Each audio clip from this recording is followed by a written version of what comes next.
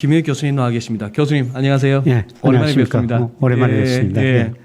요즘 어떻게 학교는 강의가 전부 비대면으로 이루어지나요? 예, 비대면 강의인데요. 뭐 계속 뭐 학생들 얼굴 못 보고 있습니다. 학생들 얼굴 못 보고.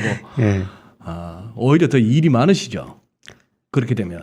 예, 일이 좀 더 재미가 없죠, 한마디로. 재미가 그냥 학생들 없죠. 못 보고 예. 혼자서 저 카메라 보고 강의를 해야 되니까요. 그러니까요. 예, 저 같은 경우는 이제 학생들 좀 편의를 해 가지고 네. 녹화해 가지고 예. 일주일 이내에 보게끔 하거든요. 아하. 요즘 이렇게 많은 매체에 이렇게 교수님 출연하시는 걸 저도 쭉 보고 있습니다.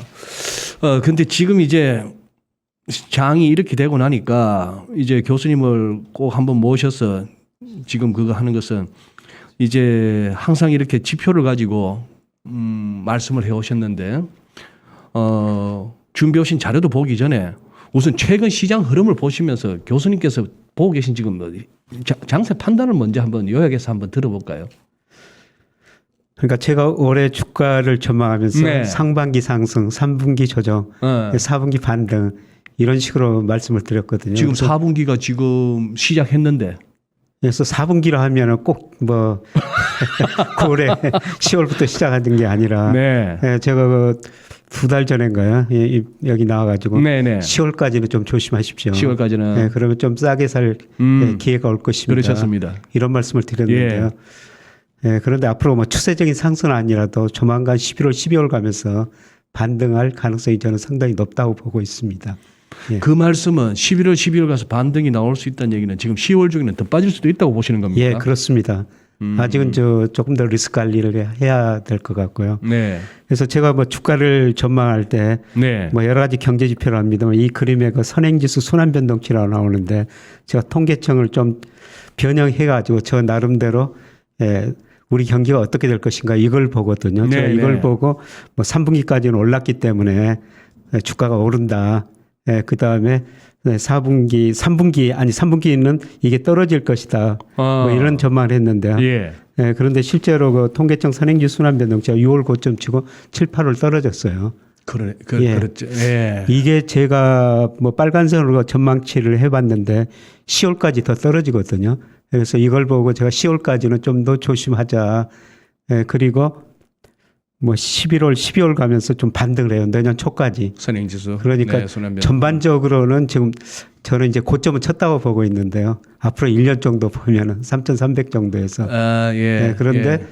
지금 많이 떨어진 것에 대한 뭐 일시적으로 경기도 반등하면서 올 뭐 11월 중반 이후 12월 뭐 내년 초까지는 한번 반등 국면이 있을 거라고 지금 보고 있습니다. 내년 초까지는 그래서 전반적으로 제가 뭐 분기별로 딱딱 끊어서 좀 말씀을 드렸는데 그 3분기 하락이 10월까지라고 지금 전에도 그 말씀을 드린 적이 있었습니다.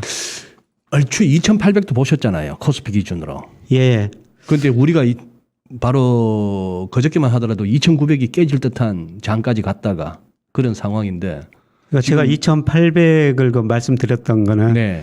저는 장기적으로 우리 주가가 명목 GDP만큼 조금 더 성장한다고 보고 있거든요. 네. 그래서 올해 명목 GDP 6%를 가정했을 때 예. 적정 주가 2,850 정도가 나왔었어요. 그래서 그 정도까지는 떨어질 수 있다. 그런데 문제는 뭐냐면은 때로는 그 밑으로도 가거든요. 그렇죠. 그래서 그 약간 이하로도 떨어질 수 있고. 네. 그래서 뭐 2,700도 뭐 가능성도 있다 이런 말씀을 드렸었습니다. 근데 아직 뭐 거기까지는 안 갔는데요. 저는 뭐 10월, 11월 초까지 아직도 좀 리스크는 남아 있다고 생각하고 있습니다. 그렇게 보고 계신다. 예. 네. 근데 이제 그 부분은 어떻게 보십니까? 지금 다들 이제 글로벌리 우리나라뿐만 아니고 이 어쨌거나 금융위기 이후 오다가 예. 이게 조금 정상화를 향해서 갈까 하다가 이게 고막 코로나 때문에 예. 이 코로나라는 게 연준을 비롯한 통화정책 당국뿐만 아니라 정치하는 사람들까지 정상적인 상황에서는 엄두도 못 낼 만한 일을 갖다가 막 해버릴 수 있는 그 빌미가 코로나였습니다. 예, 맞습니다. 그렇게 하다 보니까 정말 이례적인 장세를 우리가 한 1년 반 겪어왔고요. 예. 그런 상황인데 여기에서 그러면 돈 풀린 거 생각하면 아직까지 자산시장은 버블이 아니다라는 이명제 아니면은 뭐 돈이 안만 풀렸든 뭐든 간에 그동안의 속도를 보나 뭐 밸류에이션을 보나 이거는 버블이다 하면 교수님께서는 어느 쪽을 손들어 주시겠습니까? 저번에 우리 기획지원정부하고 KDI에서 네. 그 뭐 G20 뭐 글로벌 금융 세미나를 했지 않습니까? 예, 예. 네, 그때 스탠포드 교수가 한 분 나와가지고 하시는 이야기가 Everything is bubble. 모든 게 버블이다. Everything is bubble. 저도 똑같은 생각입니다. 네, 전 세계적으로 좀 모든 자산 가격에 거품이 발생했다고 보고 있거든요. 네. 그러니까 우선 채권 시장에 거품이 발생했죠. 채권 시장. 예. 장기적으로 미국 같은 데 보면은 그 10년 국채 수익률 평균이 명목 GDP 성장과 장기적으로는 같아요. 장기적으로는 예. 그러니까 명목 성장률은 실질 성장률 플러스 물가 상승률. 한 3% 성장하면 그래도 국채 수익률이 3%는 된다 이 말씀이죠. 예, 장기적으로. 장기적으로 봤을 때. 예, 그런데 올해 좀 미국 명목 성장률 미의회에서 추정한 거 보니까 3.9% 정도 되더라고요. 네. 예, 그리고 실제는 뭐 기저효과 때문에 올해는 한 9% 정도 될 거예요. 네, 네. 예, 그런데 지금 국채 수익률이 올라가지고 1.5%좀 넘었는데 이게 낮다는 거죠. 예, 그리고 주식시장에서 제가 보기에는 너무나 큰 거품이 좀 발생한 것 같습니다. 주식 시장은 예, 예. 예, 흔히 우리가 버핏 지수라고 그러는데요. 버핏 지수. 예, 시가총액을 명목 GDP로 나눈 예. 거죠. 근데 시가총액을 어느 기준으로 하느냐에 따라 다른데요. 미국 거 자금 순환표에서 나오는 전체 주식시장 시가총액입니다. 미국 전체 주식의 시가총액이요. 미국 전체 주식을 하시면 뭐 나스닥이고 나스닥, 뭐고 S&P 구분하지 500도 말고 있고, 전부 다. 네, 러셀을 뭐 2천 예. 그거로 계산해 보니까요. 네. 올 그 2분기 데이터가 최근에 발표됐는데 332%예요. 이 그림에 나오고 있습니다. 뭐 얼마나 가파르게 올랐습니까? 예. 네, 그래서 뭐 장기는 그만두더라도 2000년 이후로 돈을 많이 풀었어도 그때 평균이 한 지난 20년 평균이 한 180%거든요. 예, 그리고 IT 거품 붕괴 직전에 210%였어요. 네, 네. 예, 이렇게 볼 때 너무나 큰 거품이 역사상 가장 큰 거품이 발생했다. 예, 그리고 오늘 우리 저 한국은행에서 자금순환표 발표해가지고 우리나라 주식 비중이 뭐 2019년에 뭐 직접 간접 화폐해가지고 19%까지 떨어졌는데 올 2분기 보니까 23%까지 올라갔더라고요. 예, 그런데 미국은 2분기 통계 보니까 53%나 돼요. 가계 금융자산 중에서 주식 비중이 53%나 됩니다. 역사상 최고치거든요. 네. 예, 2000년 IT 거품 붕괴 직전에 48% 올라갔다가 주식시장 거품 붕괴됐고요. 네. 그다음에 2007년 글로벌 금융위기 직전에 47% 갔다가 또 붕괴됐습니다. 예. 근데 지금은 53%나 되거든요. 그만큼 주가가 많이 올랐던지 아니면은 가게가 그만큼 주식을 많이 보유하고 있다는 겁니다. 이게 저는 너무 많다고 생각하고 있거든요. 그래서 아마 뭐 3분기부터 조정이 서서히 시작됐다고 보고 있는데요. 예, 그런데 제가 뭐 최근에 책도 냈습니다만은 뭐 내년 초에는 경기가 일시적으로 반등하기 때문에 본격적인 하락은 아니고요. 뭐 지금 떨어졌다가 올 연말 연초에 반등했다가 예. 내년 특히 뭐 2분기 하반기 가면서 전 세계 주가가 저는 굉장히 어려운 시기가 한번 오리라고 보고 있거든요. 예, 그때 물론 우리가 주식을 싸게 살 수 있고 부자 될 수 있는 기회입니다만은 예, 제가 우리나라 선행지수를 말씀드렸습니다만은 네. 예, OECD에서 각국 선행지수 발표를 하거든요. 예. 예, 그런데 OECD 우리나라 선행지수는 7월 고점을 치고 8월이 똑같았어요. 그런데 9월 달께 이달 중순경에 발표되는데 저는 꺾였으리라 보고 있거든요. 아하. 그런데 우리나라 선행지수가 OECD 전체 선행지수에 한 5개월 정도 선행합니다. 미국에도 선행하고 중국에도 그런 선행해요. 면이 있죠. 예. 네, 그래서 좀 빠르죠. 예, 예. 우리 경제를 뭐 세계 경제 풍향계다, 탄광 네. 속의 카나리아다 예. 이런 이야기까지 나오는데요. 우리 선행지수가 꺾이면 나머지 선행지수가 꺾인다는 거죠. 그러면 선행지수가 꺾인다는 것은 경제 지표들이 다 둔화된다는 겁니다. 그래서 내년 하반기에는 전 세계 경제가 본격적으로 저는 상당히 나빠지리라 보고 있습니다. 그렇다면은 지금 교수님 아까 보여주셨던 아까 그 그래프가 뭐였죠? 예, 선행지수 순환 선행지수 변동치입니다. 이거는 우리나라 통계청을 예, 선행지수 순환 변동치는 예. 선행지수 순환 변동치는 아까 말씀하실 때는 이게 그동안 계속 추락하다가 이게 반등이 나올 것 같다. 예. 그런 측면에서 약간 반등이. 예. 약간 반등이 나오면서 또 우리 시장도 한 뭐 연말이나 내년 초에는 좀 예, 반등이 반등. 나올 것 같다 이렇게 예. 보시는 건데 그 말씀은 그러면 전반적인 어떤 경기에 대한 시각이 교수님 이렇게 이해해도 되겠습니까? 여기서 나오는 경기가 좀 반짝 반등이다. 예. 결국은 길게 봤을 때는 경기에 대해서 좀 이렇게 부정적이신데요. 예, 그렇습니다. 그러니까 이 반짝 반등이라는 것은 뭐냐면은 지금 전 세계가 코로나로 가자, 함께 살자. 예, 위드 그래서 코로나로 서비스 가자. 소비가 좀 증가할 거예요. 네. 그러니까 미국 소비 형태를 보면은 내구재, 비내구재, 예. 서비스 소비 이렇게 나눠지지 예. 않습니까? 예. 내구재 소비가 12% 차지하고요. 예. 비내구재 23%, 서비스 소비가 65%거든요. 그런데 작년에 코로나로 집에 있다 보니까 사람들이 가전제품 받고 이런 노트북 바꾸고 내구재는 이미 다 사버렸어요. 이건 미국 내구재 소비 보니까 5월을 정점으로 6, 7, 8월 3개월 연속 수준 자체가 줄어들고 있습니다. 그러니까 내구재는 다 사버렸다는 것이죠. 그럼 서비스 소비가 앞으로 늘어날 겁니다. 코로나 함께 살자. 네네. 네, 그래서 이 서비스 소비가 늘어나면서 우리도 저 소비 중에서 서비스 소비가 한 50% 정도 차지하거든요. 예. 그러니까 우리도 뭐 11월 9일부터인가 지금 그런 이야기 나오잖아요. 슬슬 뭐 코로나로 간다. 일상으로의 회복을 향해. 네, 그러면 조금씩. 사람들이 여행도 가고 뭐 음식점도 가고 네. 뭐 영화 보러도 가지 않겠습니까? 네, 그런 것 때문에 반짝 경기가 한번 있을 거라는 거거든요. 그러나 저는 추세적으로 선행지수가 이제 지난 6월을 고점으로 하락 추세에 접어들었다. 이게 내년 하반기 가면은 하반기로 갈수록 더 가파르게 하락하리라고 보고 있습니다. 그래서 이런 것들이 저는 경기 침체를 의미한다 이렇게 좀 보고 있습니다. 그 말씀은 지금 이제 예를 들어서 전 세계적으로 뭐 늘 주류 언론들의 흐름은 그렇습니다. 뭐 백신 접종률이 높아지고 백신 맞았다고 진짜 뭐 안심해도 되는지는 또 그 문제는 차치하더라도 그렇게 해서 점점 소위 말하는 리오프닝 경제 재개방으로 가고 그러면은 어쨌거나 지금보다 더 좋아질 일만 남았지 나빠질 일은 뭐 있느냐 이게 이제 대체적인 얘기입니다. 근데 제가 생각하는 것은 지금 자산가의 모든 자산가 거품이고요. 네. 그래서 제가 부동산 이야기 안 했습니다만은 미국 그 케이스 실러 네, 예, 그것도 장난 아니더만요. 주택지수가요. 예. 2012년 3월을 저점으로 올 7월까지 무려 97%나 올랐어요. 예. 사실 우리 주택 가격 많이 올랐다고 그러지만 미국이 더 많이 올랐어요. 그렇더라고요. 그러니까 우리나라 KB 국민은행에서 발표하는 아파트 가격 지수를 보면은 네. 예, 2009년 3월이 저점이었습니다. 그리고 올 9월까지 보니까 평균이 거의 67%밖에 안 올랐거든요. 우리는요. 예, 근데 평균으로 미국은 97%는 올랐어요. 서울 강남만 생각하지 말고 평균으로 보면은 예, 그 사이 소비자 물가는 23% 올랐고요. 네. 소득은 한 45%, 개인 소득은 45% 네, 올랐거든요. 네. 아파트 가격도 너무 많이, 미국 집값도 너무 많이 올랐다는 겁니다. 이런 자산 가격에 거품이 생겼고요. 제가 더 우려하는 것은 부채가 너무 많이 증가했다는 것이죠.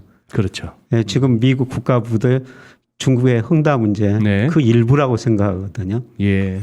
그러니까 2008년 글로벌 금융위기를 겪고 그 다음에 작년에 글로벌 금융위기를 겪으면서 이 전 세계 부채가 너무 빠른 속도로 늘어났어요. 그러니까 한마디로 저는 뭐 세계 경제가 부채에서 성장했다고 그렇게 보고 있거든요. 그런데 참 지금 보여주시는 저 그래프를 보니까 GDP 대비 결국 부채 규모를 말씀하시는 거 아닙니까? 예, 지금 빨간색만 보더라도 빨간색 전 세계니까 그래 금융위기 왔다고 그때 한번 확 늘렸고 예, 2020년 작년에 또 이제 그래프가 확 올라갔으니까 예, 이제 코로나 핑계 대고 또 저렇게 했고 예. 근데 지금 저게 어떻게 또 꺾이고 있습니까? 그런데 올 1분기에는 이제 경제가 굉장히 좀 빨리 성장하다 보니까 1분기 통계인데요. 올 1분기에는 이게 GDP 그래서 분모가 커졌구나. 예, 지금 1분기에는 예. 세계 경제가 굉장히 빠른 성장하고 그렇다 있지 않습니까? 부채 절대 규모가 줄지는 않았을 텐데. 예. 그래서 저 분모에 있는 GDP가 올라가다 보니까 이 GDP 비율은 낮아졌는데요.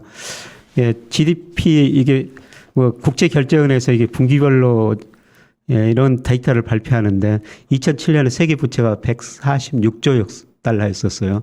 요즘 한 305조 달러로 뭐 2배 정도 늘어났거든요. 규모로 늘어났고 GDP 대비로 이렇게 늘어났다는 겁니다. 그런데 경제가 성장 과정에서 어쩔 수 없이 뭐 부채는 늘어날 수밖에 없죠. 그런데 경제가 성장하면은 기업들도 돈 벌어가지고 원리금 상환할 수 있고 가게도 뭐 일자리 잡아가지고 돈을 갚을 수가 있거든요. 네. 그런데 앞으로 경제 성장이 둔화된다는 것이죠. 그렇게 되면은 예를 들어서 우리나라도요.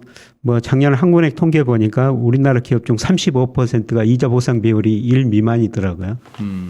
그러니까 우리나라 35% 기업들이 1년 영업이익을 내 가지고 이자도 못 받는 것이죠. 그런데 이런 상황에서 이자가 오르고 경기마저 둔화된다면은 부채를 상환할 능력이 갈수록 줄어든다는 겁니다. 그래서 저는 내년에 많은 기업들이 이거 구조조정 좀 할 거라고 보고 있거든요. 네. 지금까지 정부 지원으로 버티고 저금리 때문에 버티고 있는데 네. 내년 하반기에는 그런 문제가 나타날 거라고 보고 있습니다. 지금 누적되고 있거든요. 네.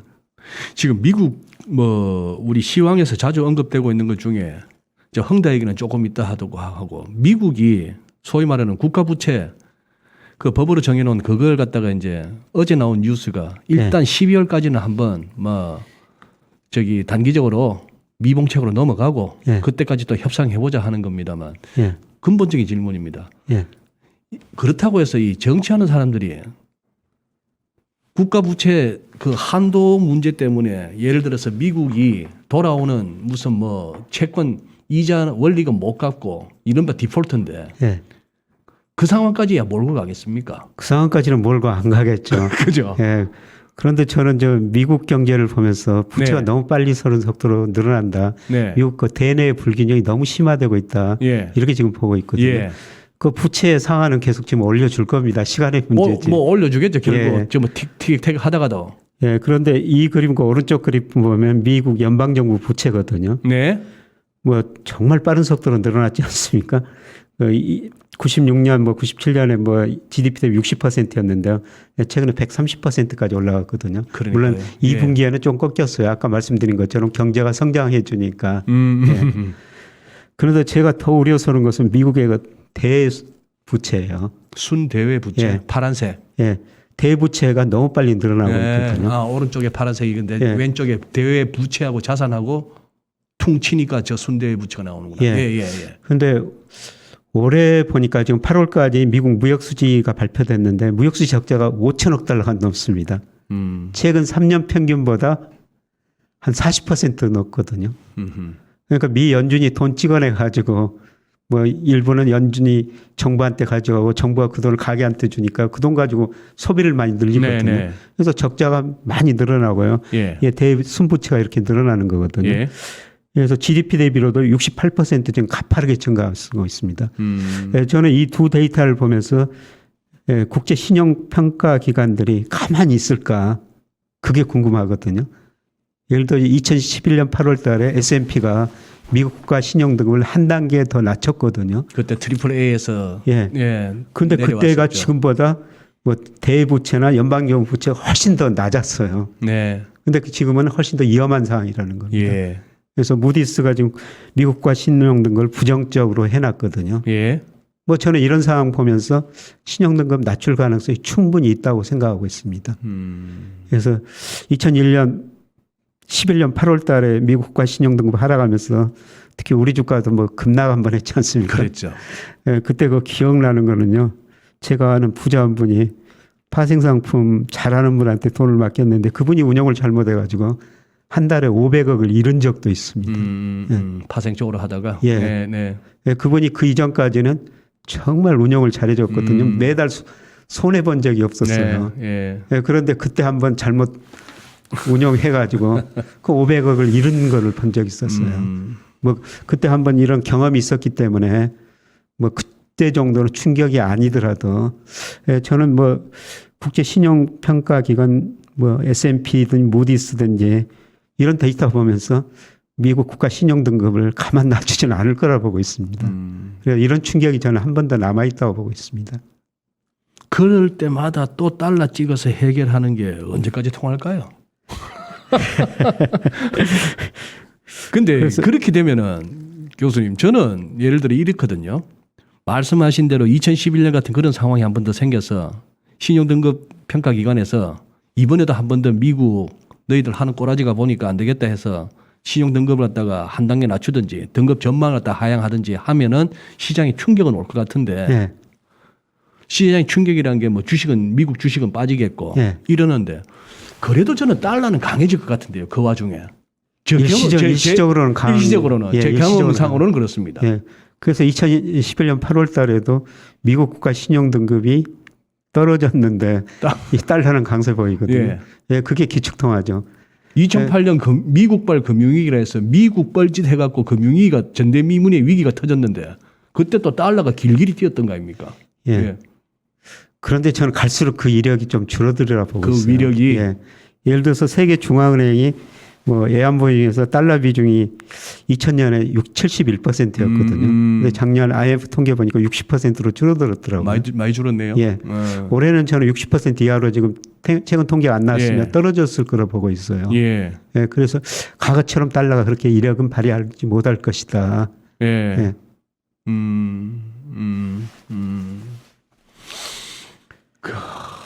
뭐 워낙에 우리 교수님께서 지금 뭐 유튜브에 김영익 교수 이렇게 한번 검색하시면은 최근 들어서만도 여기저기서 많은 매체에서 말씀하셨으니까 오늘 우리 이제 주간 전망대 시간에 교수님의 생각을 한다면 압축해서 한번 들어보는 그런 시간으로 의미를 두시면 되겠는데 중국 저렇게 소위 말해서 중국 정부가 좀 매니지가 되겠습니까? 어떻게 보십니까?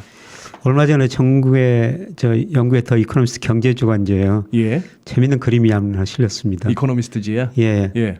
그 시진핑이 모든 것을 통제할 수 있다. 네. 그렇게 말을 하면서 용타고 추락하는 거거든요. 아, 말은 그렇게 하면서 말은 그렇게 하면서 용타고 추락하는 그림이 이코노미스트 표지 그림에 나왔는데요. 그림이었어요. 네. 시장은 통제할 수 없는 거죠. 그러니까 제가 몇 년 전에 중국 고위 공산당 관리에 한 분 이야기를 들었는데요. 이분이 하는 이야기가 공산당 사람은 통제할 수 있어도 시장은 통제할 수 없다는 것을 자기들도 깨달아가고 있다. 그러니까 역사적으로 보면은 시장은 통제할 수가 없는 거죠. 우리도 많이 경험했지 않습니까? 네. 그래서 예를 들어 가지고 우리 주가가 88년까지 제가 88년 증권회사 그때 들어갔는데 네. 정말 많이 오르다가 89년 4월 7일 날 뭐 1007조 있고 폭락했거든요. 네. 예, 그래서 그때는 뭐 투자자들이 시도 많이 하고요. 그때 경험이 생생한데 저희 증권회사 고객들이 뭐 들어오려고 그래가지고 저도 그 신입사원이라고 문 앞에서 막은 적도 있었어요. 몸싸움 한 적 있었는데요. 예, 그렇게 그 투자자들 시위가 있고 그러니까 우리 저 한국은행이 정책 차원에서 2조 7천억 찍어내가지고 세계 투신사한테 주식 사라고 돈을 줬었어요. 예, 예. 근데 잠깐 2, 3일 주가 오르고 계속 떨어지기만 했거든요. 예. 제가 그걸 보면서 그 바람에 3대 투신이 맛이 간 거 아닙니까? 예, 그렇죠. 예. 예, 시장은 통제할 수 없다. 중국도 우리한테 그런 걸 다 배워갔다는 것입니다. 그런데 지금 중국의 문제는 뭐냐면은 2007년에 미국에서 글로벌 금융위기고 2008년, 2009년 세계 경제가 굉장히 어려웠지 않습니까? 네. 근데 2009년 중국은 9%, 그 다음에 2010년에 10%나 성장했어요. 예. 그럼 뭐 때문에 그렇게 성장했느냐? 바로 투자거든요. 건설 투자. 예. 그래서 뭐 우리 저 안유아 박사께서는 뭐 중국 경제 그 9%, 10%를 시멘트 GDP라고 그러는데요. 건설 투자 때문에 그렇게 경제가 성장한 거거든요. 네. 예. 그런데 건설 투자를 너무 많이 하다 보니까 가행 투자 문제가 발생했고요. 예. 예, 그 다음에 집값이 너무 많이 올랐죠. 예. 그 문제가 지금 터지고 있는 거거든요. 그래서 가행 투자 문제가 터지고 있고, 그래서 저는 헝다 그거는 일시적인 이제 하나라고 보고 있어요. 그렇죠. 빙산 다른 일각이죠. 것도 네. 또 네. 많이 터질 게 많이 남아 있다. 예. 그리고 최근에 그 주택 가격도 미국도 우리나라도 저는 거품량에 들어섰다고 말씀드렸습니다. 중국도 사실 거품량에 들어섰다 지금 붕괴되고 있는 거죠. 네. 중국이 제일 먼저 지금 주택 가격 거품이 붕괴되고 그게 저는 조만간 전 세계로 확산되리라고 보고 있거든요. 그래서 그게 헝다로 나타나 있는데 그 일부의 문제다. 예. 앞으로 그런 문제들이 더 많이 터질 수 있다. 저는 그렇게 보고 있습니다. 제가 오늘 교수님 저기 설명하시는 거 듣느라고 이렇게 채팅방에 집중을 못했는데 지금 잠시 보니까 대충 짐작이 가시죠, 교수님. 요즘 이렇게 우리 김혜혁 교수님 예나 지금이나 김혜혁 교수님 이렇게 화면에 썸네일이 나오고 교수님 얼굴이 뜨면은 그래도 많은 분들이 보십니다. 욕을 많이 하시죠. 그죠? 예, 보시는데 보시는 이유가 다양한 것 같아요. 예. 그 이제 기본적으로 어떤 교수님에 대한 어떤 그 신뢰와 존경심을 갖고 이렇게 꾸준히 보시는 분들하고 또 제가 보기에는 또 이번에는 교수님 또 뭐라 얘기하시는가 싶은 마음에 보시는 분들도 많고 그래 오죽하면은 작년에는 교수님하고 저하고 이종호 센터장님하고 또 한 분 계세요. 머니투데이에 나오는 우리 메리츠 종금의 김동섭 이 네 사람이 4대 천왕이었습니다. 이 네 사람을 갖다가 이겨야 돈 번다고 예. 그런 소리가 나왔는데 자 지금 그러니 교수님 어딜 가시나 이제 늘 나오는 얘기와 어떤 댓글들은 그거예요. 금값은 어떡할래? 환율은 뭐 900원 간다더니 예. 늘 이런 얘기예요. 예. 이제 이걸 갖다가 한번 좀 많은 분들이 어딜 가나 똑같은 그런 얘기들을 하시는데 이걸 한번 정리를 한번 해주셔야겠네요. 저는 뭐 금값이 2,000 온스당 2,000달러 넘었다가 지금 뭐 네. 1,800달러 좀 예. 아래서 움직이고 있습니다만은 저는 장기적으로 금값 오른다고 보고 있습니다. 지금도. 장기적으로. 네. 예, 금값을 결정하는 가장 중요한 요소가 예, 미 달러 가치거든요. 네. 예, 저는 미국 경제 불균형을 해소하기 위해서는 달러 가치가 떨어질 수밖에 없다. 예, 그래서 시간의 문제다. 달러 가치가 떨어지면 상대적으로 금값은 올라갈 수밖에 없다. 이런 이야기고요. 예, 그다음에 우리나라 환율 뭐 최근에 많이 올랐습니다만은 예, 최근에 우리나라 좀 환율을 보면요. 네. 사실 좀 저는 우리나라 환율이 지금 가소평가 영역에 들어섰지 않느냐. 우리 원화가 예. 원화가 과하게 절하된 상태다. 예, 그렇습니다. 환율이 너무 높다. 예. 이게 그 미 달러 지수인데요. 미 달러 지수가 그 블룸버그에 나오는 선진국 달러 지수가 아니고 예, 세인트루이스 연방은에서 작성하는 신흥국 대비 달러 지수거든요. 아, 예, 예. 예, 그런데 최근에 그 달러 지수가 많이 떨어져서 신흥국 통화에 비해서 조금 반등하고 있는데 예, 그런데 끝부분을 보자 말씀이죠. 예, 예. 네네네. 예, 그런데 지금 우리나라 환율만 신흥국 통화에도 달러 지수는 거의 그러네요. 정체인데 우리나라 네. 환율로 반영을 하거든요. 예, 지금 우리만. 예. 네. 저는 이렇게 환율이 계속 오를 이유가 별로 없다고 생각하고 있습니다. 우리가 GDP 대비 경상수역자가 올해 4%가 넘거든요. 예. 그리고, 그리고 매달 우리- 발표되는 수출입 지표를 보더라도 예, 사실 대순 자산이 네네. 4,600억 달러 정도 됩니다. 네. 예, 그리고 뭐 단기 외채, 단기 자산이 더 많고요. 그래서 왜 환율이 이렇게 신흥국 통화 가치는 안정된데 우리나라 통화만 오를까? 과거에는 또 중국 위안화하고 우리나라 통화 환율하고 거의 같은 방향으로 움직였는데요. 최근에 중국 위안화는 별로 가치가 안 떨어졌거든요. 딱 그냥 중국 당국에서 또 묶어놨더라고요. 예. 안 움직이게 그냥 붙들고 있더라고요. 그래서 우리나라 통화 가치가 이렇게 떨어진 거는 혹시라도 북한 리스크가 있을 것 아닌가 뭐 그런 상상까지도 해본대요. 뭐 지금 뭐 당장 눈에 띄는 건 없거든요. 저도 사실 뭐 환율 갖고 여기저기서 얘기를 하는 사람입니다만 저걸 갖다 설명을 못 하겠는 거예요. 최근의 환율을. 예. 저같이 뭐 차트 보고 기술적으로 접근하면은 기술적으로는 지금도 얘기합니다. 뭐 연내 1,200원 위도 가능하다. 말은 하는데 설명을 잘 못 하겠어요. 왜 이렇게까지 1,200원 넘게까지도 열어놔야 되는지. 그래서 뭐 저도 뭐 원래 환율 전망하면서 뭐 3분기, 4분기 초반에 일시적으로 1,200원 넘을 수 있다. 네네네. 네, 그때는 비정상적으로 원화 가치가 가소평가된 거다. 뭐 이런 걸 보면은 외국인들이 한국 환율 보면서 일부는 주식을 살 수 있다. 네, 그래서 저는 12월 뭐 내년 초에 외국인 주식을 살 거라고 보고 있거든요. 네. 환율이 좀 높게 올랐기 때문에. 예. 그래서 저는 지금 1,200원 일시적으로 넘을 수 있는데 뭐 우리 경제력, 경상수지나 뭐 대자서 이런 거 보면은 지금 비정상적이라고 지금 보고 있습니다. 그렇죠. 그러면은 지금 인플레이션 논쟁에 대해서는 교수님 어떻게 정리해 주실 수 있겠습니까? 인플레이션이다, 뭐 스태그플레이션이다, 뭐 이런저런 말들이 많은데. 저는 인플레이션은 미국에 한정된 이야기고요. 우리나라는 인플레이션이 아니라고 보고 아니다. 있습니다. 사실 우리나라 같은 경우는 뭐 2019년, 20년 소비자 물가 0.4 내지 0.5 디플레이션 이야기가 많이 네, 제기됐었거든요. 네. 올해 뭐 2.2% 정도 소비자 물가가 오르라고 보고 있는데요. 그 정도는 우리 경제가 오히려 긍정적이다. 디플레를 예방해주는 효과가 있다. 네, 그렇게 보는데요. 네, 그런데 저는 미국은 조금 다르게 봅니다. 미국은 예. 지금 수요 측면에서 올해 뭐 미국 정부가 돈을 워낙 많이 쓰다 보니까 실제 GDP가 잠재 GDP에 거의 올해 말쯤 접근해 가더라고요. 예. 수요 측면에서 물가 상승 압력이 나타나는 거죠. 예. 예, 그리고 공급 측면에서도 물가 상승 압력이 나타나고요. 그 다음에 제가 뭐 장기적으로 보는 거는 계속 달러 가치가 하락이다. 달러 가치가 하락하면은 다른 나라보다 미국 물가는 더 높은 수준을 유지할 수밖에 없다. 이렇게 지금 보고 있습니다. 수입 물가가 높아지니까. 예. 네. 그래서 파월 연준 의장도 뭐 얼마 전까지는 인플레가 일시적이다 그러면서 근데 조금 지금은 톤이 조금 바뀌었더라고. 좀 더 오래 갈 수 있다. 이런 이야기 하는데요. 예, 그런데 최근에 그 문제가 되는 게 이제 공급 측면에서 인플레가 오면은 예, 공급 곡선이 좌측으로 이동해 버리니까 경제 성장률도 떨어지고 물가도 오르지 않습니까? 그래서 스태그플레이션 이야기가 나오는데요. 이런 상황이 발생하면 사실상 그 중앙은행이 해결할 방법이 없죠. 그래서 최근에 베일리 영라는 총재가 중앙은행 총재 중앙은행이 반도체 칩도 생산할 수 없고 저 트럭 운전사도 생산할 수 없다. 그러니까 공급 측면에서 물가 상승 압력이 나타나면은 중앙은행이 어쩔 수 없는 거죠. 둘 중에 하나를 선택해야 돼요. 물가를 잡을 것인지 경기를 부양해야 될 것인지. 그래도 그 베일리 영란은행 총재 말씀하셨죠? 예, 베일리 총재. 그분은 그래도 솔직하시네요. 예.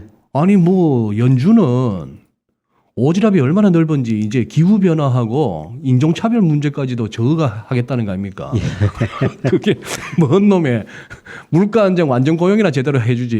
예. 예. 근데 공급 측면에서 물가 상승 요인이 지금 상당히 존재하기 때문에 그렇죠. 예, 저는 내년 상반기까지 미국 물가가 4% 중후반 유지하리라고 보고 있거든요. 아, 그러면 미국 지수 금리가 얼마까지 가야 되는 겁니까? 지금 미국 금리가 이제 1.5, 1.6인데 지금 보니까 1.5856입니다. 예. 미국치 10년물이. 이게 지금 1.6%도 오늘 가려면 갈 수도 있겠는데. 그래서 미국 실질 금리가 지금 마이너스 4% 정도 되거든요. 뭐 3% 후반. 실질 10년 금리가 국제 수익률로 따지면 마이너스 0.4. 예. 아니요. 그냥 4%요. 실질 금리가 예. 4%. 그러니까 미국 소비자 물가가 뭐 얼마 전에 5.4%까지 올랐지 않습니까? 예, 예. 국제 수익률이 1.5%니까 실질 금리는 마이너스 4%죠. 예. 예, 제가 말씀드린 거는 팁스 물가 연동 국채였고. 예. 실질 금리 그냥 지금 예. 근데 제가 과거 통계 분석을 해보니까 미국 실질 금리가 마이너스 이렇게 깊어지면은 한 1, 2년 시차를 두고 미국 경제 성장률이 마이너스로 갔거든요.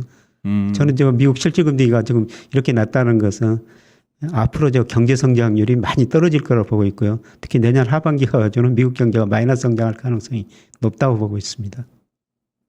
뭐 1조 2천억 달러에 넘어서서 뭐 3조 5천억 달러가 몇 조로 쪼그라들지는 몰라도 뭐 어쨌거나 뭐 부양을 한 해 만에 해도 예, 그렇습니다.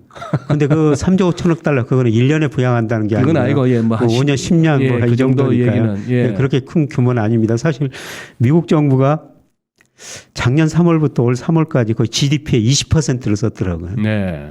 역사상 이렇게 많이 쓴 적이 없거든요.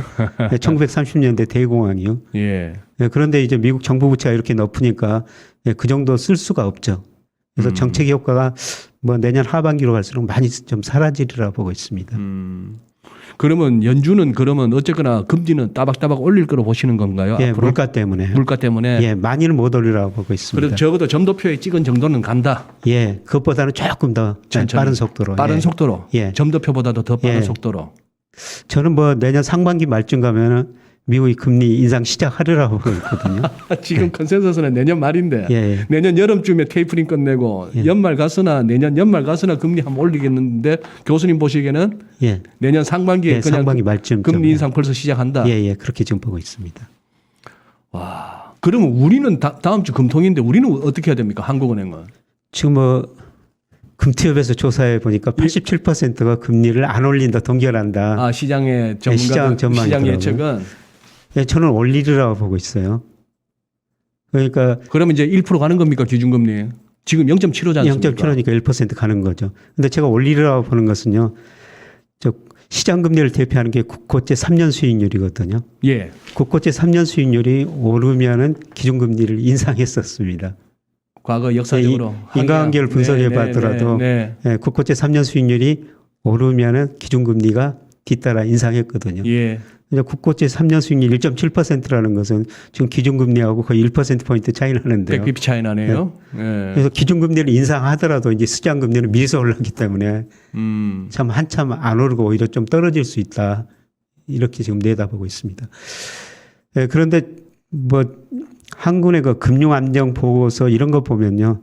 계속 금융 불균형이라는 말을 굉장히 강조하죠. 그랬죠. 네. 그러니까 한국은행도 그러고 금융감독원장 뭐 퍼펙트 스톰이라는 이야기를 스톰까지 언급하셨죠. 네. 그다음에 그 금융위원회 위원장도 얼마 전에 제가 그 무슨 경제 전문가 간담회라 오라에서 한번 가봤는데요. 고승범 위원장 말씀하셨죠. 예. 뭐 공부 많이 하셨더라고요. 네네. 근데 그분이 하시는 말씀이 지금 저 밀물이 들어오고 있는데 갯벌에 나가서야 되겠느냐. 물때가 지금 물이 쑥 들어오고 있는데 위험하다는 것이죠. 위험하다. 그러니까 그 금융 정책에 관련한 세 분야의 수장들이 이 금융 불균형을 굉장히 강조하고 있거든요. 한은 총재, 금감원장, 금융위원장. 예. 네. 그러니까 한국은행은 지금 금리 인상하고 있고요. 금리 인상은 거시경제 전체적으로 영향을 미치죠. 그렇죠. 예, 그리고 금융감독원 대출 억제하고 있지 않습니까? 네. 또 금융위원회 위원장도 거기에 이제 동조하는 이런 분위기죠. 예. 그래서 금융 불균형이라는 게 뭐냐, 뭐 잘 아시겠지만은 특히 가계 부채가 너무 빨리 늘어나고 있다. 예. 부동산 특히 자산가의 거품이 거품이라고 이야기는 않지만 너무 많이 올랐다. 이걸 해소해야 되겠다는 거거든요. 예. 그래서 금융위원장이 그때 이런 이야기를 하더라고요.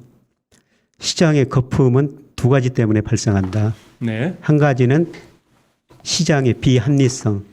이것 때문에 거품이 발생했고 네. 중앙은행이 돈을 많이 풀어가지고 거품이 발생했다. 네. 근데 중앙은행이 돈을 많이 가지고 거품이 발생한 만큼 중앙은행도 책임을 져야 된다. 뭐 이런 비슷한 이야기를 하더라고. 지금 우리 정책 당국이 그런 식으로 나가고 있지 않습니까? 그러니까 제가 한은의 입장을 갖다가 짐작할 수 있네요, 지금. 예. 네. 그래서 금융 불균형을 어떻든 해소해야 된다는 겁니다. 이대로 놔두면 더 커졌다가 더 심각하게 꺼질 수가 있다는 것이죠. 지금 정책 당국자들이 말하는 금융 불균형에 가장 그분들이 마음에 두고 있는 것은 부동산이라고 봐야 될까요? 그렇죠. 뭐 주식은 뭐 그런 거 아니고요. 뭐 주택 가격이 사실 우리도 너무 많이 올랐지 않습니까? 그래서 우리나라도 아까 미국 주택 가격 얘기했습니다만은 미국보다는 상승률이 더 낮았지만은 뭐 물가에 비해서나 제가 그 PRR이라고요. 주택가의 렌트에 비해서 얼마나 올랐는가. 그 장기 평균에 그거는 접근해 가거든요. 네. 한 50% 정도 가대평가됐고요. 예. 그다음에 PIR이라고 그래가지고 주택 가격이 소득에 비해서 얼마나 높은가. 예. 서울은 지난 6월 기준으로 18.5배더라고요. 예. 18.5배가 뭐냐면은 서울에 있는 평균 가구 소득 가진 사람이 집을 가운데 있는 집을 하나 사기 위해서는 물론 19년이나 안 쓰고 저축해야 된다는 겁니다. 저는 이게 말이 안 되는 소리라고 생각해요. 못 사는 세상이죠. 그래가지고는. 예. 그래서 2009년에 그게 9배였었는데요. 네. 지금 18.5배로 늘어나도 소득 증가에 비해서 주택 가격 속도가 너무 빠르다는 겁니다. 그래서 뭐 그분들 뭐 직간접적으로 이렇게 제가 뭐 보기에는 이 금융 불균형이 너무 심화됐다고 생각하는 것은 그럼 뭐 한국은행이 기준금리 25bp씩 두 번 올려서 우리나라 기준금리가 1% 된다고 부동산이 잡히겠습니까? 안 잡힙니다. 그럼 얼마까지 금리를 올려야 됩니까? 제가 저 부동산 가격을 좀 분석해 보냐. 부동산 가격이 어떤 게 영향을 주는가. 네. 예, 주가, 예. 그다음에 가계 대출 금리, 그다음에 예. 가계 대출액, 예. 그다음에 동행지 순환 변티, 현재 네. 경기 양단을 이런 걸 나타내는 걸 한번 놓고 모델을 분석해 봤더니요. 예. 금리하고 대출 금액은 초기에 조금 영향을 미쳐요. 초기에. 예. 그런데 주택가격에 가장 큰 영향을 미치는 게 경기입니다. 동행지 순환 변동치예요. 경기. 예, 6개월에 주택가격 변동을 한 14% 설명하고요. 네. 예, 그다음에 1년 후에는 거의 30%, 2년 후에는 거의 절반을 경기가 설명하거든요. 그러니까 주택 가격은 앞으로 경기에 달려 있다는 것이죠. 근데 지금은 뭐 동행지 순환 변동이 경기가 좋지만은 저는 내년에는 지금 선행지수가 먼저 꺾이고요. 동행지 순환 변동치도 머지않아 꺾이리라 보고 있습니다. 네. 예, 그게 주택 가격에 가장 중요한 영향을 미칠 것이다.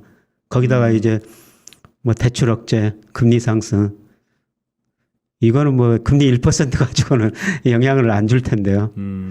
예, 그런데 저는 저금리 의미에 대해서 우리가 꼭 한번 생각해 봐야 된다고 생각해요. 저금리. 예. 의미. 네. 저는 한국의 금리도 많이 오르지 못하겠지만은 시장 금리도 좀 오르다가 오히려 시간이 갈수록 더 떨어지리라고 보고 있습니다. 왜 그러냐면은 금리에는 미래 경제 성장률이 들어 있어요. 제가 우리나라 잠재 성장률 추정해 보니까요. 올해부터 2% 이하로 떨어지고 있습니다. 잠재 성장률이? 예. 네, 네. 최근에 그 한국금융연구원에서 우리나라 잠재 성장을 추정해 놨던데요. 네. 2040년에 1%, 그 이후로는 0%대로 떨어진다는 겁니다. 네. 경제 성장이 떨어지는데 어떻게 금리가 오를 수가 있겠냐는 거죠. 예, 그리고 저축이 투자보다 많습니다. 오늘 한국은행에서 2분기 자금순환 동향을 발표했는데요. 우리 기업들이 가지고 있는 현금성 자산이 무려 848조 원이나 되더라고요. 네. 그렇게 돈이 남아돌고 있다는 겁니다. 예, 그리고 은행들이 채권 살 수밖에 없어요. 은행이 돈이 들어오면 가계대출, 기업대출해야 되는데 네. 기업 과거보다 대출 수요가 줄어들고 있거든요. 네. 현금 많이 가지고 있으니까. 근데 가계대출 억제하고 있죠. 그러면 대출을 억제하고 있으니까 은행들이 돈이 남아도는데 그 돈 가지고 뭘 하겠습니까? 은행들이 주식은 별로 안 사요. 채권만 살 수밖에 없거든요. 그래서 저는 그래서 금리 상승은 일시적이다. 그래서 장기적으로 저금리가 지속되는데 네. 이 저금리라는 것은 앞으로 갈수록 우리 경제 성장률이 떨어지는 것을 의미한다. 그래서 저금리라고 돈 빌려가지고 위험자산에 투자한 거는 저는 더 위험하다. 저금리의 의미를 우리가 다시 한번 생각해 보실 때라고 생각하고 있습니다. 네. 제가 참 교수님 이렇게 방송이나 나오시는 것 다 제가 쭉 보기도 하고 또 저하고도 이렇게 같이 방송하신 지도 오래되고 같지만 늘 제가 느끼는 게 이게 참 집중을 해서 교수님 말씀을 드려야 되거든요. 집중을 해서 들어야 된다는 얘기가 그러니 이게 어떻게 보면은 우리가 시장에서 당장 거래함에 있어서 시황에서 언급되지 않는 뭔가 이 펀더멘털적인 예를 들어서 뭐 잠재 성장률 이런 얘기가 주식 시황에서는 전혀 안 나옵니다. 예. 맨날 뭐 외국인이 샀네 팔았네 무슨 현선물하고 뭐 엮어서 어쨌네 뭐 이런 얘기가 나오는 거지. 그런 상황인데 거기다가 지금 교수님 말씀도 제가 지금 들어보면은 지금 경기에 대한 판단도 지금 뭐 4분기 내년 초 좀 좋아진다 하는 걸 갖다가 그것만 듣고 흘려버리면은 또 안 되는 게 기본적인 비유는 그 반짝 그거 하지만 결국 좋아질 수 없다 하는 그런 말씀이시고 예. 뭐 하다못해 환율이나 이런 것도 이제 결국 계속해서 이제 거시기는 어떤 관점에서의 말씀이기 때문에 집중해서 들어야 되는데 지금 예를 들어서 지금 이런 부분 말입니다. 아까 어디 갔노? 제가 올려주셨는데 지금 오늘 난판 페이롤이 나왔습니다. 한 분이 올려주셨는데 예, 지금 얼마나 나왔습니까? 지금 이게 어디까지 올라갔지? 전문가들이 한 50만 명, 19만 4천. 19만 4천 밖에 안 지금 나왔습니다. 시장 예측은 50만 개였는데 19만 예. 4천 개로 나왔습니다. 예. 그랬더니만 고용지표 나오고 나서 지금 미국채 10년물 금리는 뚝 떨어지고요. 예. 금리는 뚝 떨어지고 나스닥 선물은 지금 아까 뭐 삐리삐리 하다가 지금 이거 100포인트 이상 막 갑자기 이제 예. 뛰는 거죠. 예. 자, 고용지표가 시장 예상의 절반도 못 미치는 예. 아주 부진하게 나왔더니만 예. 금리 떨어지는 건 이해가 됩니다. 예. 말씀하시는 경기 측면에서의 예. 이 와중에 이게 또 이제 주식은 또 길길이 뜁니다. 우리가 아주 익숙한 시장 흐름인데. 그런데 뭐 주식을 결정하는 게 결국 그 금리하고 경제 성장률, 기업 이익 증가율이지 않습니까? 네네네. 단기적으로 저 금리가 떨어지니까 나스닥 지수 좀 오르고 있는 것 같은데 저는 네. 시간이 갈수록 금리보다는 이제 기업 이익 증가율을 주가가 반영하리라고 생각하고 있거든요. 네. 그래서 뭐 고용이 그렇게 나쁘게 나타났다는 것은 미국 소득 뭐 별로 안 들어 소비할 수 있는 능력이 갈수록 위축되고 경기가 더 나빠진다는 그런 의미가 되겠습니다. 그래서 갈수록 저는 이제 우리가 주식시장 뭐 자산시장을 볼 때 금리보다는 앞으로 기업 수익 증가를 봐야 된다. 지금 이렇게 좀 저는 내다보고 있습니다. 또 내일 이래갖고 지금 미국 장 오르고 나면은 저는 뭐 안 봐도 비디오입니다. 보나 마나 뉴욕 시황이 고용지표가 형편없이 나와가지고 연준이 테이퍼링도 늦추고 금리 인상도 뭐 언감생심 뭐 이래가지고 금리 어떻게 올리겠니 하는 기대감에 또 증시가 올랐다 뭐 이런 식의 또 시황이 나올지 모르겠어요. 예, 뭐 그런 시황이 나올 텐데요. 뭐 이런 게 스태그플레이션 현상이죠. 이런 게 지금 스태그플레이션. 물가는 지금 올라가는데 고용은 나쁘고. 그런다고 테이퍼링 늦추고 금리 인상 안 할까요? 저는 연준은 지금 갈 길은 딱 정해졌다고 보이는데 어떻게 보십니까? 벌써 뭐 저는 뭐 다음 FOMC에서 테이퍼링 일정 리스크는 나오고 11월 있거든요. 달에 예, 이게 물가 때문에요. 네. 예, 물가 때문에 나오고 아까 말씀드린 것처럼 내년 상반기에도 미국 소비자 물가가 특히 근원 물가가 거의 4% 안팎 유지하리라고 보고 있어요. 3% 후반이나 4% 정도 유지하리라고 보고 있거든요. 네. 예, 그렇게 되면은 뭐 연준의 가장 중요한 목표가 고용 극대화도 되지만 또 다른 측면은 물가 안정이거든요. 네. 그래서 중앙은행이 앞으로 고민이 굉장히 많아질 겁니다. 이렇게 고용은 안 늘어나는데 물가는 오르고 그래서 결국 경기를 고려하냐 물가를 고려하냐 둘 중에 하나 선택을 해야 되거든요. 그렇습니다. 그러면은 참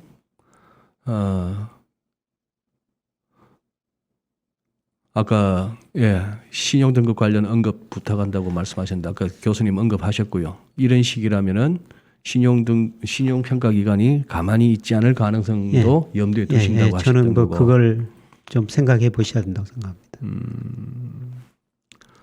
그러면 조금 이렇게 정리를 해봐야 될 것 같습니다. 지금 교수님 보시기에 아직까지 내년쯤 갔을 때 이게 미국도 그렇고 한국도 그렇고 이게 지금 위드 코로나로 간다고 해서 정상화로 간다고 해서 경기가 더 좋아진다고는 보시지 않는다라고 이해해도 될까요? 경기를 보는 지표 중에 저 선행지수를 보고요. 선행지수에 선행하는 게 장단기 금리차거든요. 네. 장단기 금리차가 미국은 지난 4월 고점으로 계속 축소되다가 지금 약간 반등했어요. 네. 이게 반등한 게 일시적인 아까 경기 순환 선행지수 반등 일시적인 반등이라는 거죠.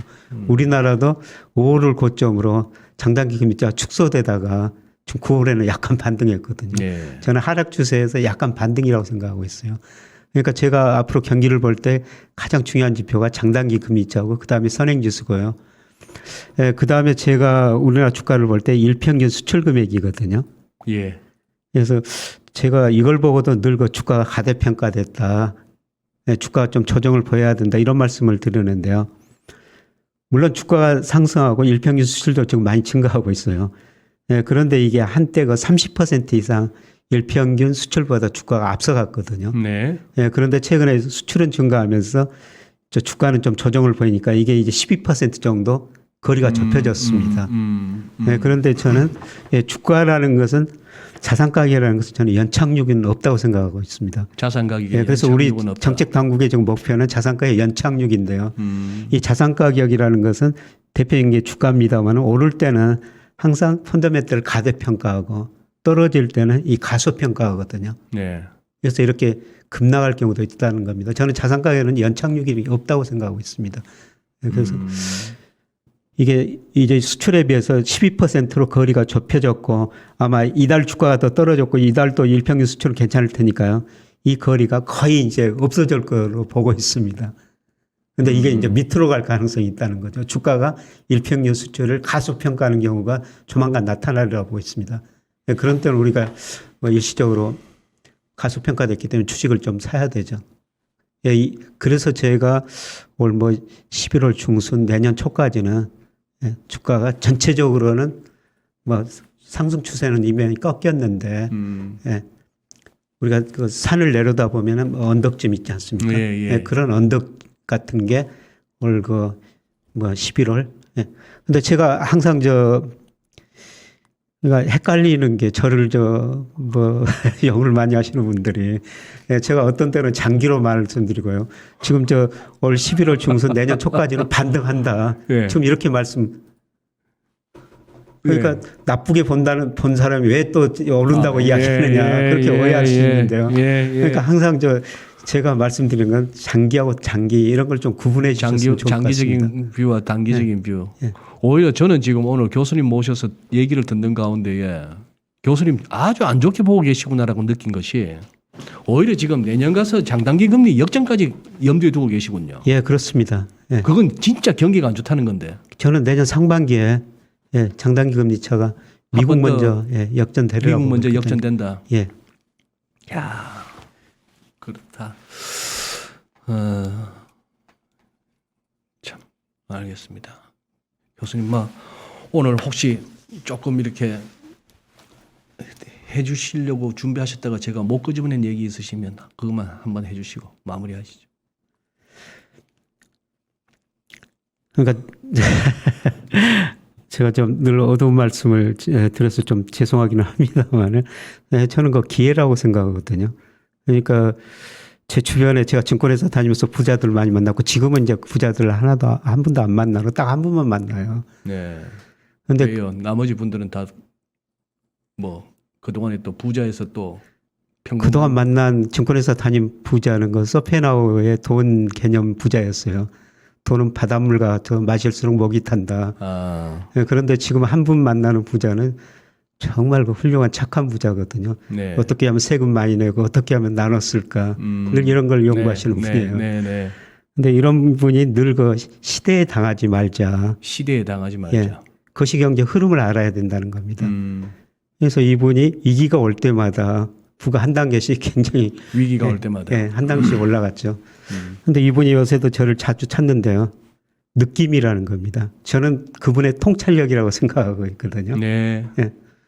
어려운 시기가 올 것 같다. 지금 경제 통계는 어떻게 돌아가느냐.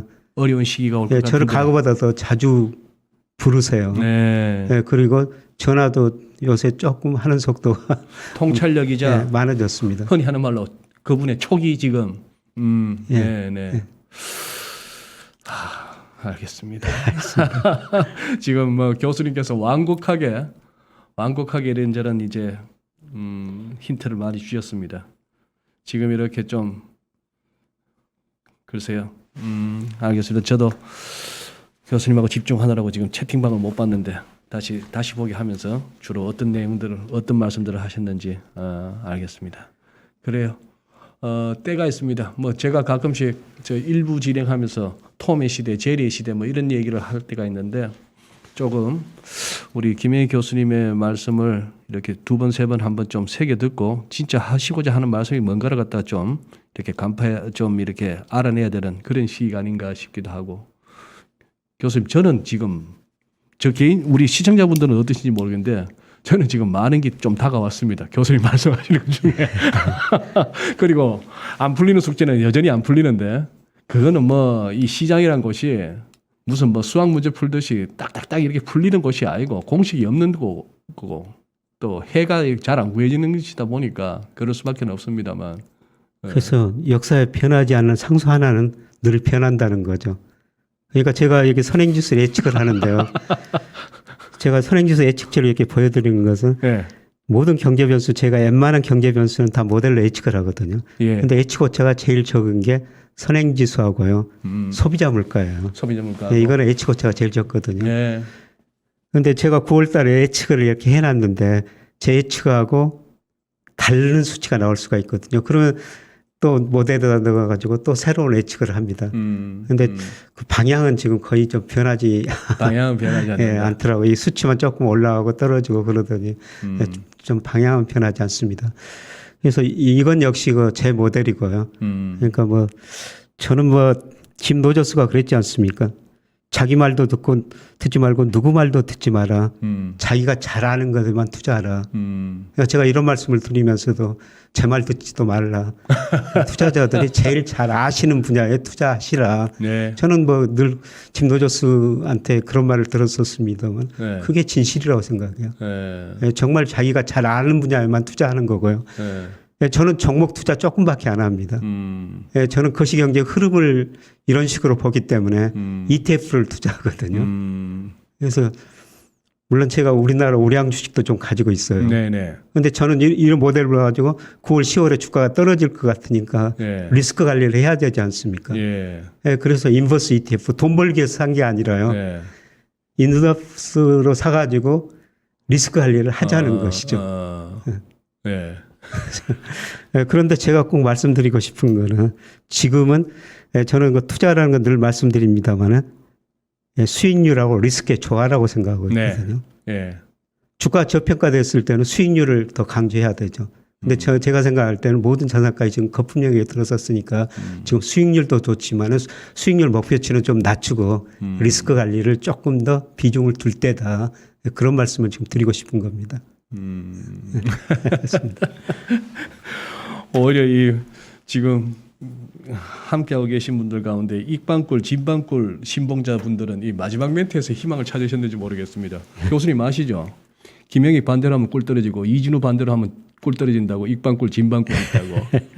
그러니 뭐 교수님 마지막 멘트 때문에 내일 사도 되겠다라는 확신을 가지신 분들도 없지 않아 있을 것 같은데 이래저래 저도 한번 주말에 교수님하고 나눴던 거 또 한 번, 두 번, 세 번 한번 들어보겠습니다. 예. 오늘 귀한 시간 내주셔서 고맙습니다. 불러주셔서 고맙습니다. 예.